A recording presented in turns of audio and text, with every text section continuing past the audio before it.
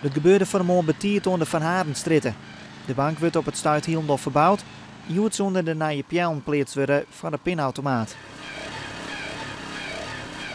De eerste pijl zou heid worden en die sloeg direct dwars door de waterleiding. En toen? Gooi je een flinke fontein? Het borrelde aardig, ja, er kwam aardig wat water uit. De stritten hier is toen redelijk blank. Ja. Wat dacht je? Ik dacht, ja, wat moest ik denken? Het gebeurde, dus direct Fietensbelly. En die win ik heel snel die onwijzig. Gevolg is dat zo'n 24 adressen geen wetter meer ha. Waaronder de boorman van de bank, cafetaria De Kaai. En dat is knap lastig voor een horecazaak. Maar wetter of net, de zaak gaat gewoon iepen. Nou ja, het zal wel moeten. We hebben alleen geen koffie en geen thee.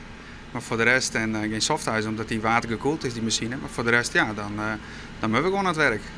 We hebben genoeg drinken in blik en het gas zit erop en het elektrisch zit erop. Dus dat is het belangrijkste voor ons. Ja. Dat is even balen of nee? Ja, het is niet anders. We kunnen er niks aan doen. En de buurman die had een foutje gemaakt. En nou ja, dat is, we moeten wel. Je moet het al weten wat leerlingen lezen of is het gewoon stomme pech? Ik denk dat het stomme pech is, want er was wel een klikmelding. Dus men moet weer de leidingen lezen, maar blijkbaar toch verkeerd uitmetten. Wetterbedrijf Vitens had nog de hele dag dwaan de west om de probleem weer op te lossen. Voor de Pierre bewoners is er een neetvoorziening deel zetten, daar kon wetter helle worden.